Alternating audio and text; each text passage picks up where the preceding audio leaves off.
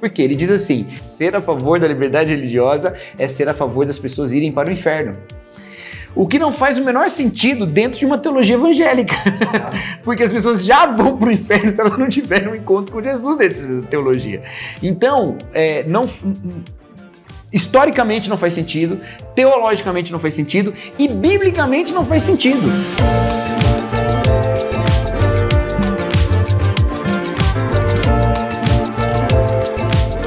Bem-vindo ao Fé Pública, esse seu cantinho na internet para discutir sobre democracia, fé, teologia, que cada vez eu falo uma trilogia diferente. Cada vez a gente adiciona uma coisa. No final, daqui a uns 100 episódios, nós não vamos ficar meia hora só nesse lema.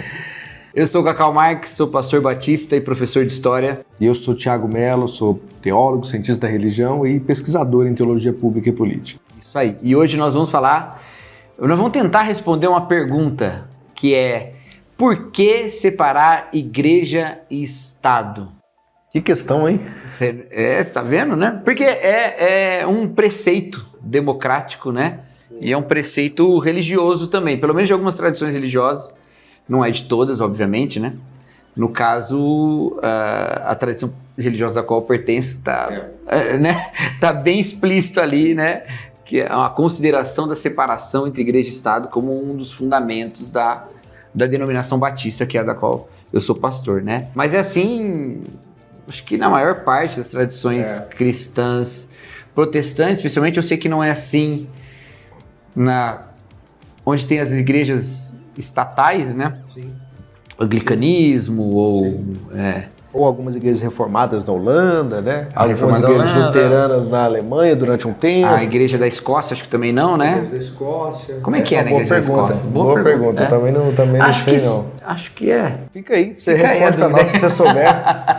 Fala aí para nós. Mas pelo menos no Brasil a gente tem essa separação muito clara, estabelecida inclusive na lei, na Constituição. Nós não temos religião oficial, nós não temos... ou não devemos ter nenhuma religião com privilégio em relação ao Estado e em relação à lei, né? Isso também é chamado de laicidade, né? Talvez um modo de colocar a questão aí que comunica diretamente o sentido é laicidade. Nós estamos vivendo num país que tem um Estado laico, Exatamente. Né? E que envolve o assunto da liberdade religiosa, ainda que não seja a mesma coisa. Há, por exemplo, estados que têm liberdade religiosa, né, com a própria Inglaterra, que a gente acabou de falar, e que não tem essa separação absoluta entre igreja e Estado. Na Inglaterra você tem, né, o rei lá como de alguma maneira um líder da igreja, ainda que nos temas teológicos seja, né, o arcebispo da Cantuária e tal, né? Ou mesmo na igreja católica, que no Estado do Vaticano o chefe da igreja é também chefe de Estado, né? No caso do Vaticano acho que não tem liberdade religiosa, todo mundo lá tem que ser católico, não sei, é uma pergunta mas a gente tem outros países que têm religiões oficiais, né? Mas tem liberdade religiosa mesmo assim, né? Mas no Brasil nós temos liberdade religiosa, laicidade do Estado, não temos religião oficial, o Brasil é um Estado laico. E o que isso tem a ver com democracia, o que isso tem a ver com a nossa fé? Muita coisa, hein, cara? Não que é muita coisa que a gente vai falar, mas tem muito a ver, né? Isso eu quero dizer, né? Muito a ver, né? Assim, eu acho que principalmente quando a gente fala de democracia, né? A gente vai chegar lá, acho, em algum lugar desse episódio aqui. Mas acho que o principal agora é falar sobre, assim, sei lá, como que a gente, como protestantes, evangélicos, a gente compreende essa relação entre nós e o Estado, né? Porque é diferente quando a gente fala de igreja como igreja católica e o Estado, né? Porque a igreja católica é uma instituição mais centralizada, né? Você tem ali, de alguma forma, ainda que você tenha diversas ordens, você tenha uma pluralidade estrutural, né, dentro da instituição católica, você tem ainda, por exemplo, a cabeça, né, da instituição, né? Você tem o Papa ali, né? Que é diferente de, sei lá, né, denominações protestantes em que, no máximo, você tem o diretor do Supremo tal, do Concílio tal, né? Ou a pessoa ali que é o presidente da convenção, exato. Né? Então é uma relação muito diferente, né? Então, para nós, é até esquisito pensar em igreja e Estado em relação à instituição igreja se submetendo ao Estado ou vice-versa, né? Para nós é difícil pensar em instituição igreja. A igreja como uma instituição unificada, no cenário de pluralidade protestante evangélica no Brasil, ele é um conceito difícil de ter. Até a gente poderia dizer de uma maneira muito... não sei se eu deveria falar isso, mas vamos tentar. De uma maneira bem assim, tosca, existe uma certa estrutura imperial numa visão mais católica. A visão da exclusividade da Igreja Católica e da sua autoridade sobre todo mundo e da fidelidade a Roma das diversas paróquias espalhadas pelo mundo. E no Brasil, uma estrutura da igreja evangélica que é mais feudal. Em que há, sim, autoridades com um poder muito intenso, mas em contextos mais específicos, mais né? Porque quando você vê a organização institucional de uma denominação, muitas vezes ela é profundamente autoritária. E, assim, a pessoa só não é considerada um santo porque não tem essa categoria. Não tem essa categoria teológica, mas a questão da voz e da vontade é até talvez mais estabelecida naquele círculo, porque é mais próximo, do que o Papa mandando no interior de São Paulo, entendeu? Então... Exatamente, Não, então, e essa relação que a gente tem como protestantes com o Estado, ela é mais orgânica nesse sentido, né? Porque nós pensamos não nas instituições denominacionais em relação ao Estado, embora a gente possa pensar nisso, mas geralmente quando a gente fala de igreja e Estado, nós evangélicos nós tendemos a pensar na igreja assim, invisível, né? Ou seja, como nós, evangélicos brasileiros ou cristãos brasileiros, estamos na relação com esse Estado que é laico, esse Estado que é democrático e tal. Então, é daí que surgem as diversas questões que a gente tem, como, por exemplo, a questão de liberdade de culto, né? Para qualquer religião, né? Que muitos cristãos veem com maus olhos, né? Imagino que isso, de alguma forma, é abrir mão da verdade cristã, né? Porque se a verdade cristã é tão, assim, evidente, né? Ela não deveria, assim, digamos, abrir espaço para que haja tanta liberdade, assim, de outros cultos, né? É uma visão, assim, um tanto exclusivista, né? É bom a gente cavar um pouquinho esse buraco aí, né? Existe essa aparente contradição, que não é uma contradição de fato, certo? O cristianismo em si, ele tem uma certa expressão exclusivista, em termos de ser uma afirmação doutrinária que se considera a verdade, né? Então, se você pegar qualquer livro aí de teologia sistemática, dos mais tradicionais aí protestantes, você vai encontrar afirmações sobre a veracidade do cristianismo. Por que essa é a religião verdadeira, né? E também o exclusivismo do ponto de vista da salvação, né? Ainda que possa ter pensamentos diferentes sobre a possibilidade de salvação fora do pertencimento a uma igreja, uma denominação evangélica, a ideia é que não pode estar em conflito com essas visões de verdade, né? Isso pelo menos é o senso comum, né? Assim, no geral é isso que a gente pensa, exatamente, né? Até as expressões que são usadas no dia a dia do tipo, você voltou para a igreja, né? Como sinônimo de voltar a ser salvo, né? Voltar a ser cristão de verdade, né? Tudo isso. Caiu da graça. Exato, todas essas expressões. E aí, por outro lado, você tem esse princípio da liberdade religiosa e do Estado laico e da permissão e desse espaço que existe na esfera pública para as expressões religiosas distintas. E algumas pessoas veem isso como uma contradição. Então, pensam assim, olha, se eu estou com a verdade e o outro não está com a verdade, então eu preciso me esforçar para que seja mais difícil para que o outro expresse a sua mentira e que para mim seja mais fácil e mais facilitado mesmo que eu proclame a minha verdade, né? Só que isso seria, então assim, a visão de uma liberdade religiosa e de um Estado laico estaria em conflito com isso. E a gente já ouviu gente falando isso, né? Sejam pastores ou sejam pessoas, né, do nosso convívio, teólogos, né? Também. Teólogos, né? Levantando esse tipo de conflito. Mas esse conflito não é real. Na verdade, tem várias maneiras de a gente abordar essa questão. Existem maneiras bíblicas, existem maneiras teológicas e doutrinárias, existem maneiras históricas. Vou começar da maneira histórica, tá? Por algum motivo. Não sei porquê também. Não sei porquê. Também não sei, a história não tem nada a ver com você. Mas hoje em dia, quando nós falamos de liberdade religiosa, obviamente no Brasil, a gente está falando sobre a garantia da expressão religiosa de todas as crenças e de todas as fés que podem fazer isso sem que esse tipo de expressão envolva algum tipo de crime, né? Sim, Você transformar uma seita num cárcere privado vai dar um problema muito grande, né? Mas tirando esses aspectos, o resto está liberado. Sim. Até questões, só fazer uma nota aqui, até algumas questões que são assim, meio exceções, né? Como por exemplo o uso de sacrifício animal, né? Que é uma coisa que, enfim, para vários casos na legislação brasileira não é permitido, mas dentro de determinadas práticas religiosas isso é permitido. Permitido, né? Então, pela princípio, exceção, exatamente, né? A exceção justamente pela liberdade religiosa. Né? Aí a gente pensa assim, tá. Então, quem é que está agora, vamos dizer assim, quem é que está precisando da afirmação da liberdade religiosa?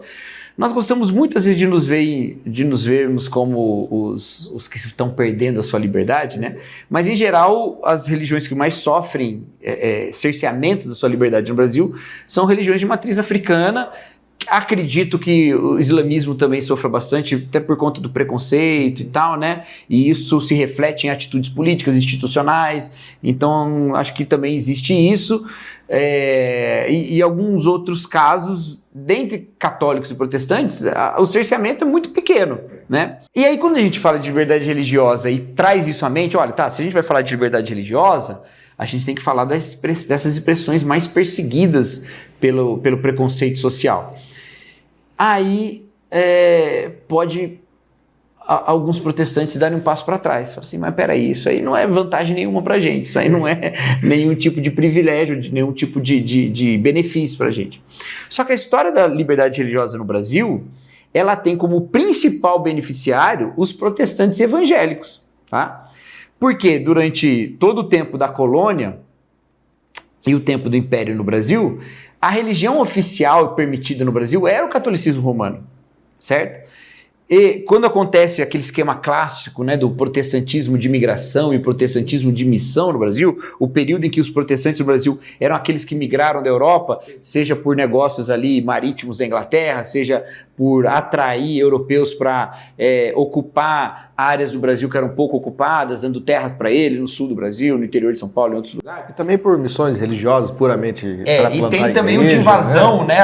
Lá dos holandeses que invadiram, o protestantismo de invasão. Ou seja, depois o protestantismo de missão, que são os missionários enviados para o Brasil, na maior parte desse período era proibido você ter igrejas protestantes no Brasil. As exceções foram sendo abertas a partir ali de 1810, quando tem o tratado lá que o Dom João VI assinou sobre as permissões lá, ou melhor, as vantagens comerciais com a Inglaterra. Isso exigia que o Brasil tivesse uma certa abertura para os ingleses que vivessem no Brasil poderem celebrar sua religião anglicana e tal. Mas liberdade religiosa é com a República, no final do século XIX. Nisso já tinha missões presbiterianas, metodistas, luteranas, congregacionais, né? A primeira igreja evangélica no Brasil, congregacional, batistas, várias missões no Brasil, não existia o pentecostalismo ainda, que é o fenômeno do século XX, isso tudo já existia no Brasil, essas igrejas já existiam, os missionários já estavam aqui, ainda que fosse contra a lei. Quando acontece essa separação de igreja e Estado, e essa laicidade do Estado, já numa história republicana, os principais beneficiados são os protestantes, que até então não podiam nem enterrar os seus mortos nos cemitérios que administrados pela Igreja Católica. Os casamentos que eram feitos, realizados e reconhecidos na Igreja Católica, você não tinha a ideia do casamento civil. Então, assim, essa mistura botava um limite para que aqueles que tinham uma profissão de fé protestante tivessem uma cidadania plena.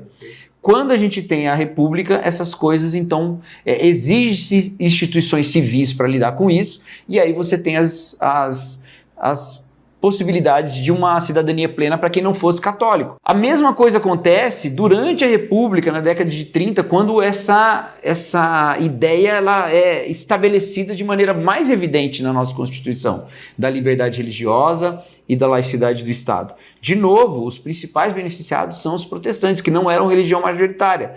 Mas agora que os protestantes evangélicos se aproximam do poder, parece que a gente quer segurar o poder com a mão. Nós somos uma nação cristã e tal.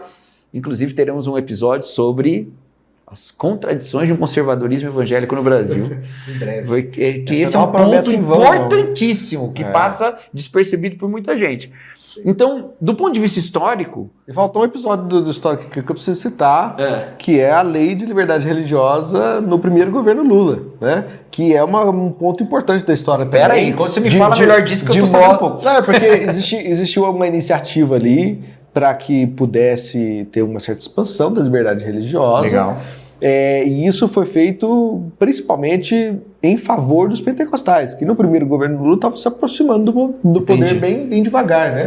Lembrar que os primeiros evangélicos ali, ou a Frente Parlamentar Evangélica, por exemplo, foi homologada em 2005.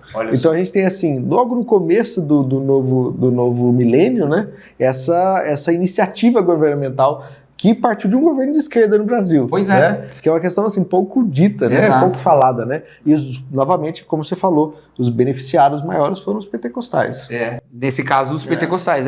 Então, esse caminhar sempre foi da liberdade religiosa como uma bandeira protestante, né?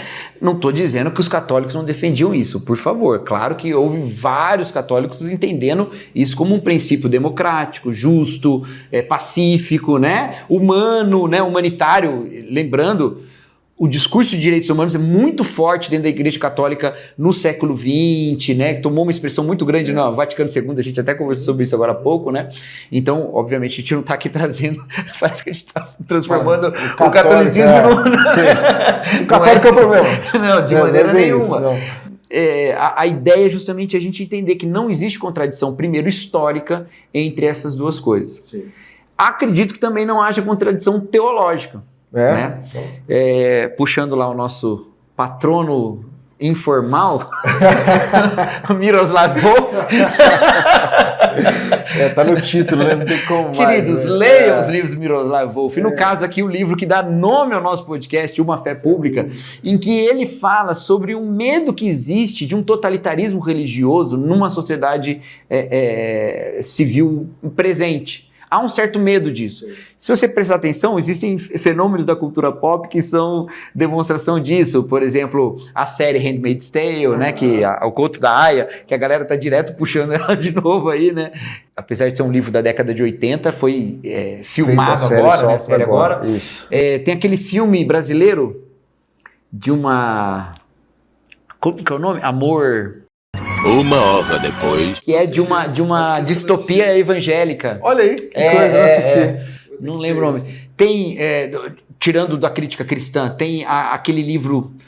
Gente, hoje eu tô ruim de nome, meu Deus! Cara, eu tava tudo isso na minha cabeça. O livro francês lá do... Submissão. Sabe qual que é? Não sei. Que o presidente francês é um muçulmano. E aí, esse livro deu um baita de um problema, porque em vários momentos o livro é um tanto quanto islamofóbico, sabe? Mas essas ideias de que em qualquer momento um totalitarismo religioso pode acontecer. Isso aí tá em voga também, né? Porque o pessoal tem falado muito do negócio que quase ninguém entende, mas todo mundo fala, que é sobre teologia do domínio, né? Isso! Essa talvez seja o exemplo mais contemporâneo disso, né? Perfeito. O pessoal anda morrendo de medo aí dos evangélicos tomar tudo, né? E tomar o poder, de alguma forma ter uma influência que possa diminuir ou reduzir os direitos daqueles que não são evangélicos, sobretudo das minorias, né? Então existe mesmo esse medo assim pairando. Na classe intelectual esse medo é bem grande, assim, né? Mas isso é assunto para outro dia. Tem até uns exageros também, né? Muito. A gente já falou sobre isso também uns episódios atrás, né? A gente bate intelectual, mas não o tempo todo. Sim, exatamente. Porque eu tento ser um também, então não posso. Porque em geral eles são muito bons naquilo que eles estudam, né? Mas às vezes quando vão falar da experiência evangélica, eles não têm, né? É que eles acham que a gente é tão ignorante, entendeu? Qualquer coisa que eles falar vai ser um tesouro para a humanidade. Mas vamos deixar mas isso aí. Mas são muito importantes para o nosso desenvolvimento. Mas, então, teologicamente não tem esse conflito também. Porque, especialmente numa experiência evangélica. Especialmente numa experiência evangélica. E, de novo, a gente é unapologetically evangélicos aqui. O que acontece, gente? Quando a gente pensa o que define um evangélico, um evangelical, passando lá o quadrilátero do Babington, né? Boa. Ele vai falar ativismo, Mas tá fora de ordem. Eu também não vou saber o termo. Ativismo, biblicismo, cristoformidade, né? O cristocentrismo, né? E conversionismo. Boa, isso, salvação. O conversionismo... Não, vamos explicar o que é cada coisa disso aí. Isso é importante, né? Isso. Porque tu fala de evangélicos... Porque a gente vai trazer o Babington direto aqui. Perfeito, vai ser muito importante, né? A gente falar mais dele. Mas é porque dentro da identidade evangélica geral, se é que isso é possível falar, eu acho que sim, né? Pelo menos para nós, na nossa experiência brasileira, a gente vê que nem uma experiência individual, né? Quando a gente compartilha nossas histórias, a gente vê que é mais ou menos tudo a mesma coisa, né? Embora seja de denominações diferentes. Tem um chão comum que a gente pisa. Exatamente. Então, assim, uma coisa que nós percebemos que é evidente, mas que foi formulado melhor, teoricamente, é de que nós somos muito ligados à Bíblia, por exemplo. Né? Então, a gente tem ali uma relação com a Bíblia, por exemplo, aqui a Bíblia aqui na nossa mesa, né? A gente tem uma relação com a Bíblia que os católicos não têm, por exemplo, né? Eu não estou falando que o católico não lê a Bíblia, não é isso, né? Pelo amor de Deus, daqui a pouco anticatólicos, né? Não, tá virando um podcast. Não é isso, né? A questão é que nós temos uma relação diferente com a Bíblia. Exato. Até porque o lugar da Bíblia na teologia protestante, ela é muito elevada, né? Ela não tem... Vou te salvar nessa. Perfeito, faça isso. O que é a imagem de piedade no catolicismo? É alguém rezando o terço. O que é imagem de piedade no evangelicalismo? É alguém lendo uma Bíblia. Obrigado. Entendeu? Isso. Tem amigos que façam isso por você. Tá. Então, essa é uma característica. A segunda característica é que nós temos uma ideia de salvação individual. Isso. Né? Ou seja, de que cada um de nós... encontro pessoal com Cristo. Exato. E cada um de nós se encontra com o próprio Cristo, com o próprio Jesus, mas também nós somos responsáveis de algum modo pela nossa salvação. Não estou dizendo que nós somos salvos pelo mérito, não é isso que a teologia protestante diz. Na maioria das vezes. E a questão é que nós temos uma responsabilidade acerca da nossa vida eterna, né, digamos assim. As nuances dessa discussão da salvação, elas... Todas essas características elas se abrem para várias discussões. Exatamente. Mas, em geral, o evangelicalismo ele é muito marcado por este encontro pessoal com Jesus Cristo. Inclusive, alguns vão dizer que ser evangélico é isso. É acreditar no encontro pessoal com Jesus. A ideia de que a salvação não é uma transmissão, ela não é... E nos Estados Unidos não é mediada pela igreja. Exato. Né? Nos Estados Unidos isso fica muito claro quando você olha o que é ser um evangélico e o que é ser um mainline protestant. Isso, boa. Isso fica muito evidente. A prática é muito diferente, mesmo que sejam os dois herdeiros da reforma protestante. Né? É um modo de que no português o pessoal começa a dizer que nós somos evangelicais. Isso, né? Para não dizer que evangélico é qualquer coisa que não seja protestante, que não seja católico, né? Que é um dos sinônimos de evangélico também, mas nesse caso que nós estamos falando aqui é de ser mais evangelical. Isso, exatamente. Né? Ser evangelical é ter essas características. Então eu falei duas, fala as outras duas. Isso. Aí o crucicentrismo, que é a ideia de que a redenção, a morte de Jesus Cristo pelos pecados, ela está no centro da doutrina.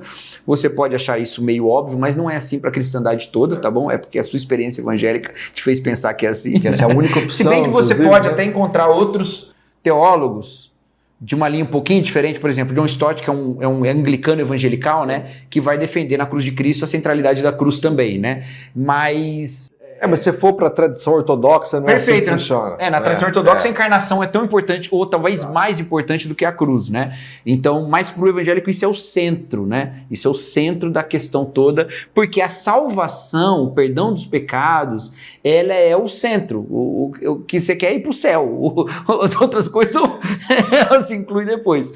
E o ativismo é esse reflexo dessa doutrina na vida prática, que se opõe a uma ideia de cerimonialismo, né? A questão não é a cerimônia, a questão é como se vive, né? Então essas são as características. Bom, isso se opõe, só para deixar isso mais claro, que quer dizer isso, uma das aplicações mais fáceis de compreender é colocar isso em oposição a uma forma mais sacramentalista do católico. Exato. Porque nós temos anglicanos, luteranos e presbiterianos que também são sacramentalistas, mas existe uma relação diferente com o sacramento. Mas no contexto do Babington, que é os Estados Unidos, os protestantes de também, linha principal, eles estão mais próximos disso, né? Mas aqui no nosso contexto, essas denominações, anglicanos, anglicanos têm algumas divisões aqui no Brasil, né? Mas os anglicanos de maior número são evangelicais. E os luteranos e presbiterianos, que são sacramentalistas, eles estão nessa linha mais evangelical. Então eles entendem o sacramento não como o locus da espiritualidade, né? Mas ele entende a vida cristã como locus da espiritualidade. Então essa é uma questão. Nossa, eu esqueci. Ficou legal? Ficou muito bom. Depois eu vou colocar no Twitter.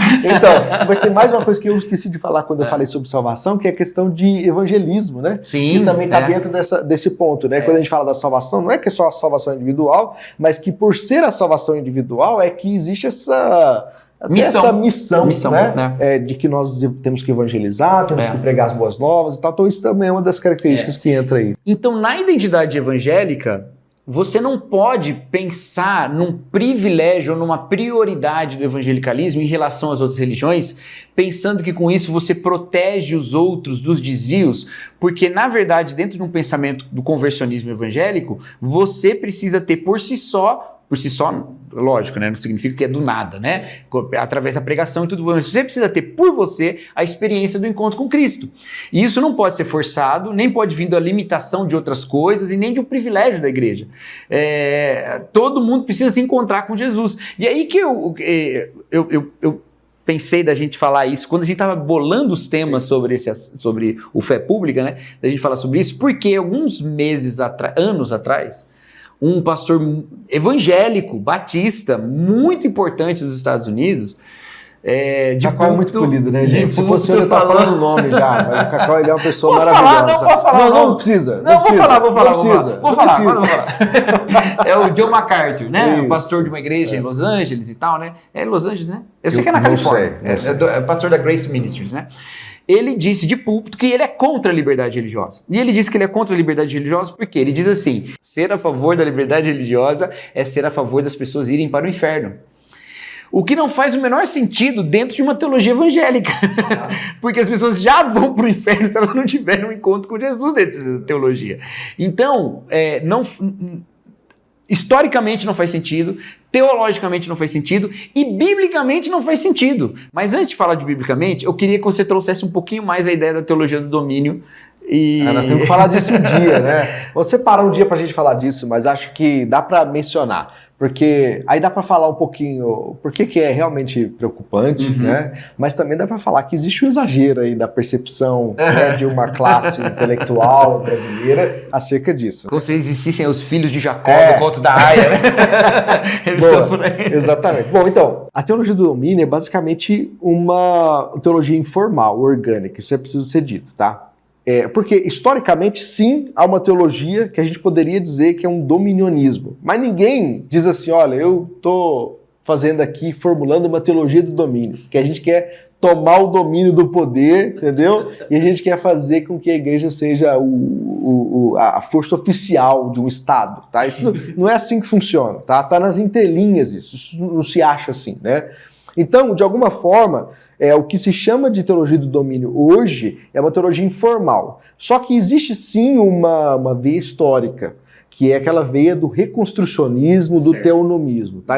São duas coisas diferentes, mas que elas acabam se combinando nesse dominionismo aí, que é chamado de teologia do domínio. Ou teologias do domínio, se a gente fosse mais exato, tá? Porque, assim, primeiro a ideia de reconstrucionismo é basicamente de que a sociedade como existe hoje, ela está decaída, né? Ela precisa ser reconstruída na base da sua verdade, como Deus estabeleceu, e ela estabeleceu por meio da sua palavra, e quem executa isso é a sua igreja, sobretudo as famílias cristãs que no seu montante vão construindo uma nação cristã, ou uma civilização cristã, como eles gostam de usar, né? O termo, que caiu para todo mundo, menos para ele, né? Civilização, o termo está obsoleto para 95% da humanidade, mas para eles ainda está, para quem defende isso, né? Que um nome, talvez, principal do reconstrucionismo, e novamente, essa é uma tendência americana, né? Não gostaria de dizer isso, mas é a verdade, todas as tendências esquisitas da teologia vieram dos Estados Unidos. Né? Tô mentindo? Você sabe que é verdade. Você sabe que é verdade. Eu já falei mal do John MacArthur. Você já deu sua cota já, né? Agora é a minha já acabou. Tá daqui para frente você educado. E aí o principal, talvez, expoente disso é o Rushduni, né? Que é um teólogo americano que fez parte dali da nova direita americana, né? Era um teólogo conservador em termos políticos, mas também em termos teológicos. E além disso, ele tinha uma outra tendência teológica chamada de teonomismo, que é basicamente a ideia de que as leis da Bíblia, sobretudo os 10 mandamentos, o decálogo, ele tem que ser aplicado como lei corrente, como lei do Estado, entendeu? Que o fim dessa lei era chegar a uma espécie de Estado perfeito. Nem todas as linhas da teonomia vão por esse caminho, mas algumas vão, né? Porque, de algum modo, é uma forma de você, digamos assim, moldar o comportamento. E se a lei é isso, né? Assim, pensando até historicamente, né, a lei mosaica é um tipo de organização social também, né? Não é só uma questão para moralidade e tal, ela é uma forma de organização social. Nesse sentido, é que o teonomismo, ele meio que capta essa ideia, diz assim, tá vendo? Tem como a gente moldar a sociedade também com as leis de Deus, elas não são só leis espirituais, nesse sentido ela tem aplicações sociais, né? E aí, nesse sentido, você molda o comportamento segundo a revelação de Deus, olha que coisa boa. Então, é nesse sentido que é a defesa do teonomismo. Então você junta o reconstrucionismo, que tem ali também uma questão pós-milenista, que não dá tempo da gente explicar aqui agora, mas uma questão teológica importante, né? Que é uma falha escatológica na minha percepção. Aí a gente tem essas duas coisas juntas, você tem a teologia do domínio clássica, que é a via reformada. Mas você tem também outra veia, que é a via pentecostal, né? E a via pentecostal é basicamente ela vem de revelações espirituais, né? Tem muitos nomes aqui, por isso que eu não vou citar, mas assim, a ideia básica é de que algumas pessoas no meio pentecostal no século XX, assim, 60, 70, depois dos movimentos assim de reavivamento nos Estados Unidos, como eles chamaram, né? Eles tiveram visões espirituais em que eles viram alguns montes, eles viram 7 montes, né? E cada um desses montes representava uma área, uma esfera da sociedade, né? A educação, a família, o governo, a economia e tal. E aí, o que é a ideia? A ideia é de que os cristãos eles devem estar presentes nessas áreas de influência, de modo que eles possam influenciar a sociedade e isso possa direcionar a sociedade para o reino de Deus, né? Ou seja, embaixadores do reino de Deus nesse sentido político mesmo, né? Estritamente político, né? Não só estritamente no sentido do Estado, mas a política que está envolvida nessas outras esferas. E isso ficou conhecido como teologia dos 7 montes, né? Que é um apanhado, sabe, de diversos textos e tal, experiências que foram registradas e que é a via pentecostal da teologia do domínio. Mas, no geral, aqui no Brasil, o pessoal, cara, não vê nenhuma dessas duas coisas. Eles veem os evangélicos na política, principalmente os pentecostais, que é quem está em maior volume, né, como a galera que está ameaçando a democracia, né, por isso os exageros, né, porque, veja, isso não faz sentido, né. Um dado que quase ninguém sabe, inclusive, é que a frente parlamentar evangélica, e qualquer frente parlamentar do Brasil, tem várias, tem mais de 100, né, todas elas têm que ter pelo menos 1/3 da Câmara. Então, se você for pensar por número, todas elas têm pelo menos 1/3 da Câmara. Só que na última contagem, na legislatura passada, né, dos últimos 4 anos, tinha cerca de 80 pessoas que eram evangélicas na frente parlamentar evangélica. Ou seja, não tem tanto evangélico assim, entendeu? Então, assim, se a gente for pensar bem, esse perigo aí e tal, ele é mais barulho do que perigo mesmo, sabe? Só que, de fato, existe nas entrelinhas do imaginário evangélico, isso é verdade, a gente tem que conceber isso, de que a sociedade será tão melhor quanto ela estiver mais próxima do ideal bíblico, né? E para isso existem os meios políticos, né? Existem os meios públicos de fazer isso, que muitas vezes não são assim coerentes com o Estado democrático e nem com a liberdade religiosa. Então, e aí que acontece esse problema, porque em geral quando a gente vai por esse caminho, como você disse, não é tanto um risco da abolição da democracia. Na verdade é que esse discurso, ele é um discurso muito mais, assim, que tem por objetivo muito mais o ganhar os votos, entendeu? Encontrar ali um sinal, botar uma marca ali, olha, eu sou o cara da família, eu sou o cara da igreja, eu sou o cara... E assim, conseguir os votos desse eleitorado que pensam a atuação política não do ponto de vista do bem comum, mas do ponto de vista do bem da sua tradição, porque isso será o bem para todo mundo, né? Mas nem esse pessoal mesmo tem compromisso com isso que eles falam. Por um lado, Que bom, porque seria até um problema se as ideias do Rushduni fossem aplicadas no Brasil. Por outro lado, seria. Que ruim que eles também estão enganando tanta gente, né? Não faz sentido do ponto de vista histórico, não faz sentido do ponto de vista teológico e não faz sentido do ponto de vista bíblico. E para mim isso aí fica bem evidente com a própria história de Jesus Cristo, né? Jesus Cristo teve oportunidades, não faltaram oportunidades dele receber ou tomar o poder político de alguma maneira, não é? E ele mesmo disse que o reino dele não é daqui, diante de um governo, de um governador, no caso Pilatos, né? Falando que o reino dele não é daqui, e exatamente nesse sentido, não é no sentido de que meu reino não é daqui, ele não tem efeito nesse mundo. Não, ele tem efeito nesse mundo, mas esse efeito não se dá pelo sequestro do poder político, né? Ou pelo sequestro do poder imperial, no caso, ou do poder democrático agora. Não faz sentido isso biblicamente. Não é assim que ele fez, não é assim que fizeram os apóstolos. Pelo contrário, o apóstolo Paulo louva a Deus porque pelas suas algemas o nome de Cristo era conhecido por toda a guarda pretoriana. E não foi pelo seu trono, foram pelas suas algemas, como um inimigo do Estado, como um perseguido do Estado. Né? Então, não faz sentido biblicamente também. O Novo Testamento não traz essa ideia em nenhum momento, não tem nenhum ponto. E quando as pessoas vão usar algum tipo de discurso bíblico para defender isso, elas precisam ir no Israel do Antigo Testamento. Sim.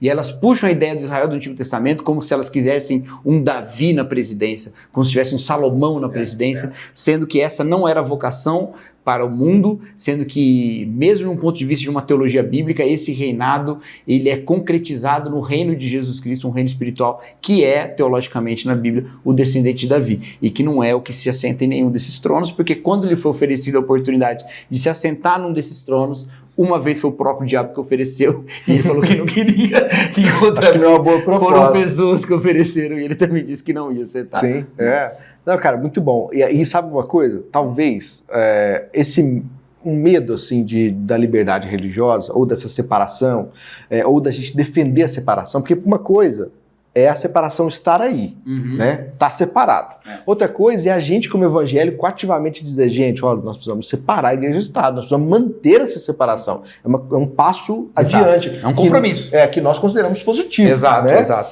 Agora, talvez haja um medo aí, né, envolvido. Pensar assim, mas por que eu faria isso? Né? Qual que é a vantagem de eu fazer isso? Será que eu ainda vou conseguir me manter distinto, né? Sabe, vou ter minha liberdade assegurada e tal? Veja, primeira coisa que, se a gente quer a nossa liberdade, nós temos que oferecer essa liberdade para outras pessoas também. Essa é uma coisa assim, de ordem lógica. Tá? De novo, o Miroslav Volf diz, se nós queremos, pelo princípio de Cristo, de que tudo que quereis que os homens os façam, fazer vós a eles primeiro, os cristãos devem defender que as outras tradições tenham as mesmas liberdades e direitos do que os cristãos. Perfeito. Exatamente. Então, nós temos aí esse princípio até lógico, né? Não precisa nem apelar para a Bíblia para chegar nesse lugar, né? Mas é ótimo que a gente tenha essa autoridade bíblica para nos dizer isso também, né? Agora, e outro medo que pode também assolar as pessoas, digamos assim, é o medo do secularismo, de algum modo. Porque, assim, não é claro, tá, gente? Mas muito do medo de uma sociedade secular não está numa sociedade sem religião. Está numa sociedade que tem muita religião. E que a religião cristã é só uma delas, certo? Porque dentro da lógica de que existe um mundo secular, que é uma questão que a gente tem que discutir qualquer dia falando nisso, né? Sim, sobre secularização e tal, tem muito a dizer sobre isso. Mas dentro dessa lógica que nós vivemos num mundo secular, na verdade o que acontece, e aí eu aqui não gosto da ideia de secularização nesse sentido, de perda da fé e perda da religião, porque isso não acontece na América Latina, no Brasil não é uma realidade, né? Não. Talvez na Europa, nos Estados Unidos isso seja mais evidente, né? Mas aqui não. Mas aí, por exemplo, tem o Peter Berger, sociólogo, né, importante, escreveu Sociologia do Conhecimento, muito, muito interessante. Um livro maravilhoso dele é o Dossel Sagrado. Né? Quem quiser ler, é muito bom.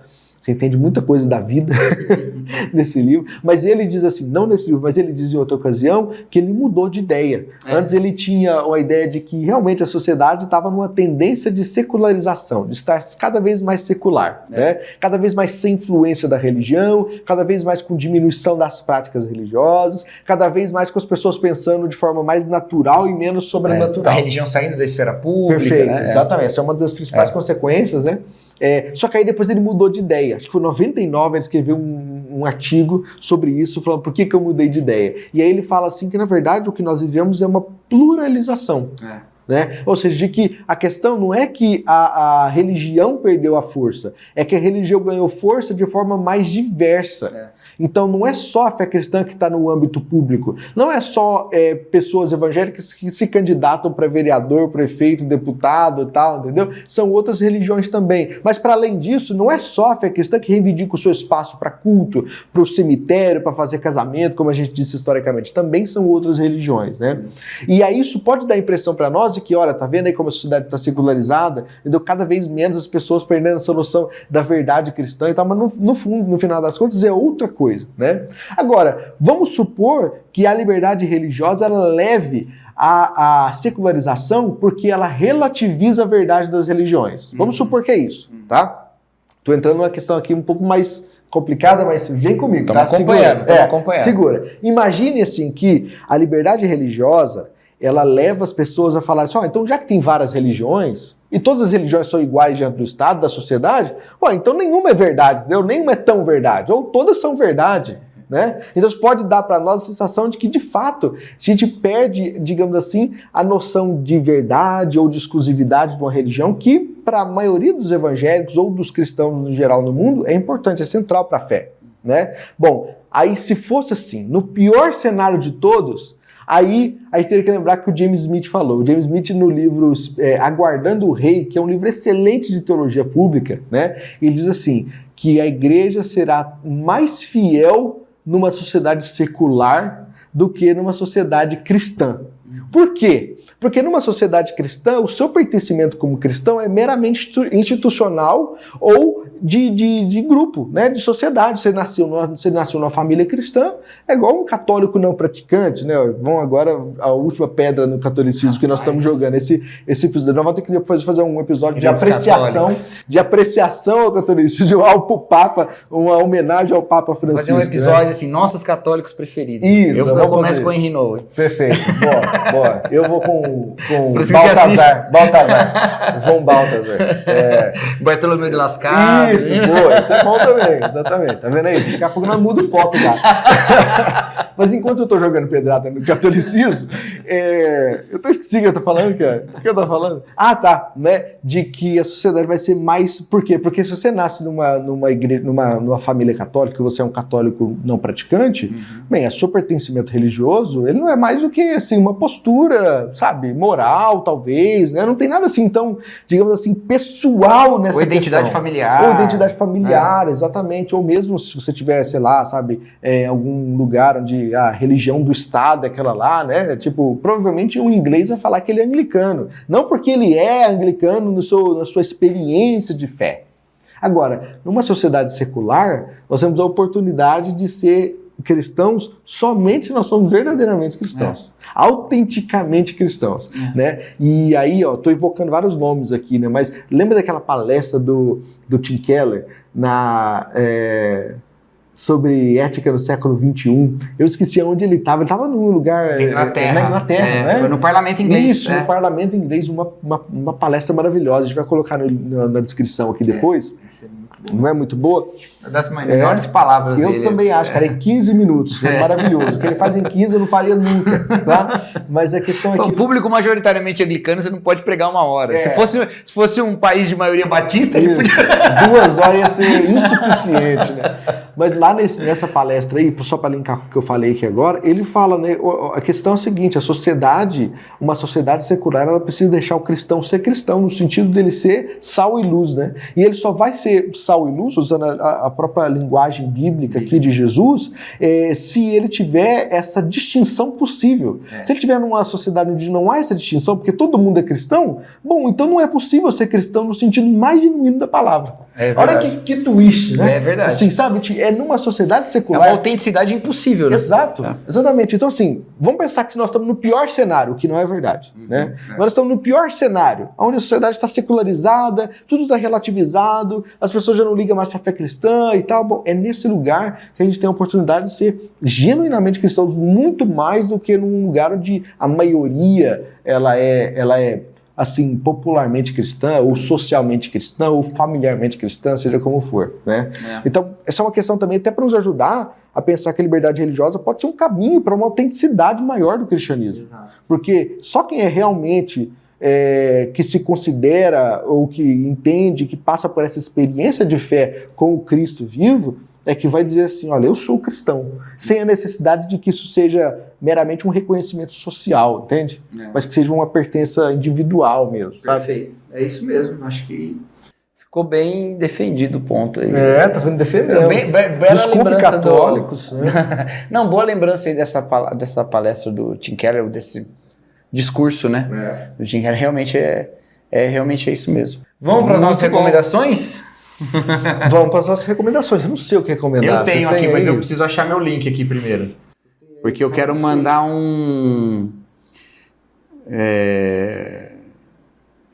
eu quero mandar uma sugestão de matéria da Christianity Today. Boa, legal. Muito bom. Olha, enquanto isso aí, cara, vou dar um salve pro pessoal que tem sido os apoiadores fundadores lá no Substack. Isso. Vamos fazer isso, cara? Porque essa galera tá ajudando muita gente. Se você não sabe, a gente tá numa plataforma que chama Substack, é uma plataforma de newsletter. Então, cada episódio nosso você recebe no seu e-mail ou pelo aplicativo. Só que além disso, você tem outras duas opções. Você pode fazer um upgrade para ser um apoiador financeiro, um membro pago, e aí você vai receber conteúdo exclusivo todo mês, que já está rolando lá, do Cacau ou meu, né, vídeos, texto, qualquer coisa que seja, né? Só que você também pode ser ainda mais, você pode ser lembrado pro resto da nossa vida, que é ser um apoiador fundador. Fundador. Olha aí, fundador. Você já fundou alguma coisa na sua vida? Então, se você não fez isso, é só oportunidade. Só a oportunidade de ser fundador de alguma coisa. Cara, entendeu? Então, os apoiadores fundadores são aqueles que nos ajudam nesse nosso início de podcast a ter, assim, sabe, recurso para que a gente possa ir mais longe, sabe? Tá achando aí? Tô achando aqui. Aqui, ó. E, ó, o pessoal do Substack tá recebendo aí vídeos, né? Já temos 2 vídeos lá. Na verdade, no momento da gravação a gente só postou um, mas eu acho que acabando aqui a gente vai conseguir postar outro. Isso, olha aqui, ó. Vou dar um salve aqui. Valeu, Juan Ribeiro. Tamo juntos, obrigado por isso. Danilo Erli, Carlos Nardi e Cíntia Rodrigues. Obrigado a vocês, são os nossos apoiadores fundadores. Vamos lá? Vamos. Ó, minha indicação é uma matéria já de 2021, tá bom? Mas é uma matéria sobre uma pesquisa que saiu na Christianity Today. Para quem não sabe, Christianity Today é um periódico, uma revista que surgiu na metade do século passado, década de 60 ou 70, né? Não lembro exatamente. Uma obra do Billy Graham, grande nome evangelical, e o Carl Henry, um grande teólogo evangelical também, né? Sim. E eles criaram essa revista para falar sobre o cristianismo hoje, Christianity Today, né? E tem a versão em português online, e ela, em 2021, lançou essa matéria aqui, a prova de que o privilégio político é prejudicial ao cristianismo. É uma tradução da matéria em inglês, e olha, gente, é muito bom esse texto, muito, muito bom, uma pesquisa muito interessante, e eu acho que todo mundo devia ler, especialmente quem é evangélico no Brasil deveria ler isso aqui, porque olha, gente... A gente tá brincando com coisa que não devia. Boa. Bom, a minha indicação é a palestra do Tim Keller. Né? Boa. Assiste lá, vou colocar eu não lembro exatamente o título, mas é alguma coisa de ética do século XXI, alguma coisa assim. Mas é 15 minutos, assim, valiosos, né, cara? Muito bom. E assim, eu já falei em outros episódios, o livro do Miroslav Volf, Uma Fé Pública, o livro do Gutierrez Siqueira, tem um capítulo onde ele fala sobre esses medos, que é exatamente o capítulo que tem o título do livro, né? Quem tem medo dos evangélicos, é isso que o Thiago falou sobre não ter esse risco da democracia entrar em colapso por causa disso, né? Ele, inclusive, lá defende uma ideia muito interessante que ele fala que um país, né, mais evangélico vai ser um país, né? Como são as igrejas evangélicas, são plurais, são diferentes, são, né? Não tem um jeito de ser mais evangélico. Então, dê uma olhada lá e é isso, né? Boa. Acho que... Maravilha, né? Cobrimos tudo, né? Isso aí. Valeu, então. Nos vemos no próximo episódio. Isso aí. Valeu, Tamo até mais. Juntos.